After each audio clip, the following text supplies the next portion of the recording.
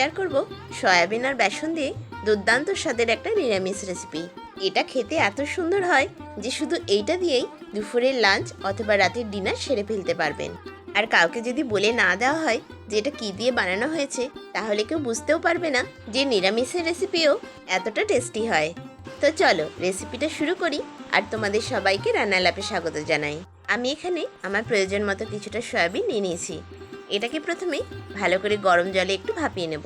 তোমরা এখানে সয়াবিনের পরিমাণটা তোমাদের প্রয়োজন অনুযায়ী কম বা বেশি করে নিতে পারো।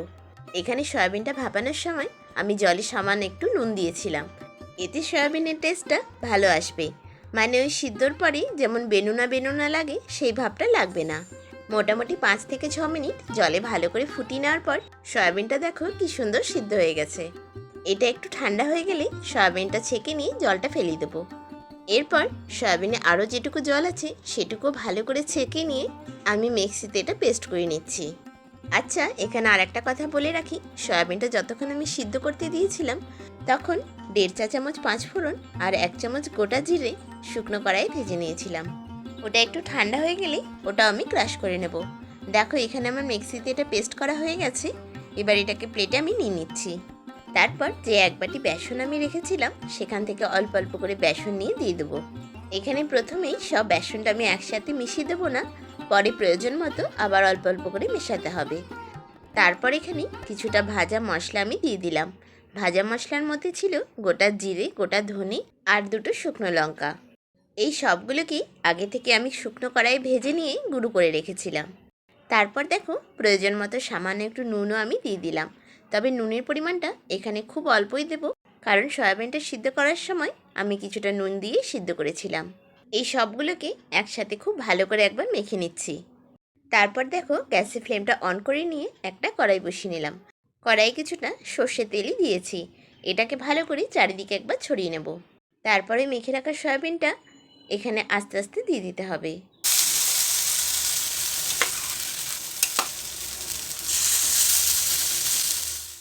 সয়াবিনের পেস্টটা খুব ভালো করে নাড়িয়ে চাড়িয়ে এভাবে শুকনো করে ভাজা ভাজা করে নিলাম।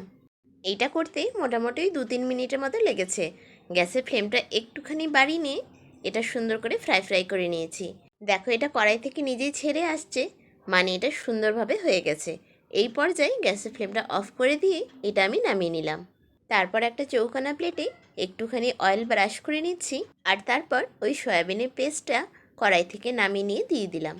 এটাকে একটু হাত দিয়ে চেপে চেপে চৌকোনা করে সেট করে নিচ্ছি। তারপর এটা কিছুক্ষণের জন্য রেস্টে রেখে দিলাম, ওই যতক্ষণ ঠান্ডা হচ্ছে ততক্ষণ। এই সময়টাতে 2টো মিডিয়াম সাইজের আলু ভালো করে খোসা ছাড়িয়ে নিয়ে এইভাবে ডুমো ডুমো করে কেটে নিচ্ছি।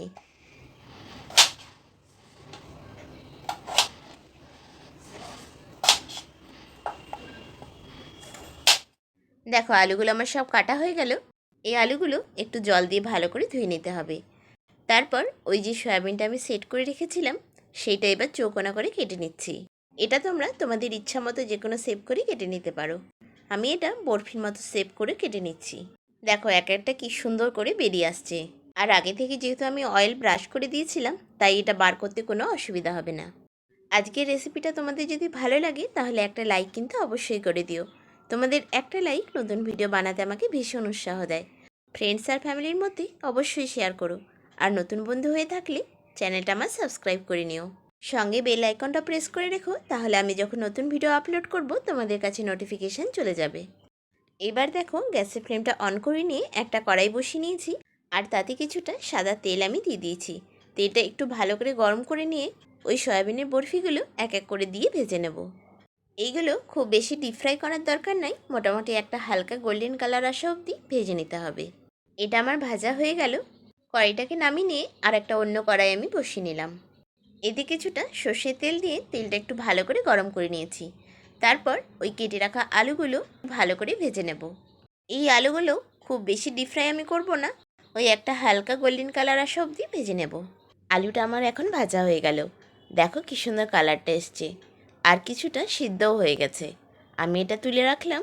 এবার একটা মশলা বানিয়ে নেব। সেই জন্য একটা প্লেটে নিয়ে নিয়েছি 1 ইঞ্চির মতো আদা, তারপর 1 চামচ গোটা জিরে, কয়েকটা গোলমরিচের দানা, সঙ্গে 1 চামচ মৌরি আর একটা ছোট দারচিনির টুকরো, একটা ছোট এলাচও দিলাম তবে না থাকলে দেওয়ার দরকার নাই। এই সব মশলাটাকে একসাথে শিলে একটু বেটে নেব। তোমরা চাইলে মিক্সিতেও এটা পেস্ট করে নিতে পারো, তবে অল্প একটু মশলা আমি শিলেই বেটে নিচ্ছি। তাছাড়া দেখবে শিলে বাটা মশলার স্বাদটাও খুব সুন্দর হয়। যাই হোক, আমার এটা বাটা হয়ে গেল, আমি একটা প্লেটে তুলে নিচ্ছি। এবার গ্যাসের ফ্লেমটা অন করে নিয়ে কড়াইটা বসিয়ে দিলাম। কড়াইটা আলু ভাজার পরে আমি একবার ভালো করে ধুয়ে নিয়েছিলাম। এতে কিছুটা সর্ষের তেল দিয়েছি। আমি এই রান্নাটা সর্ষের তেলেই করব। তেলটা ভালো করে গরম হয়ে গেলে দিয়ে দিলাম 1 চামচ পাঁচফোড়ন।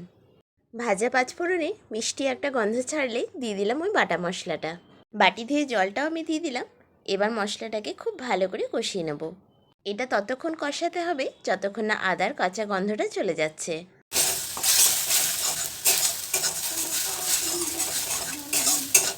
এখন আমার মশলাটা কষানো হয়ে গেছে।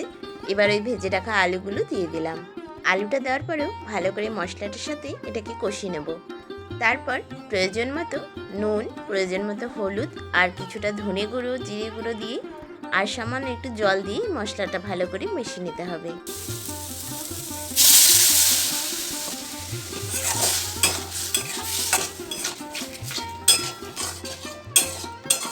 এই সময় কিছুটা কাসুরি মেথিও আমি হাতে ক্রাশ করে দিলাম।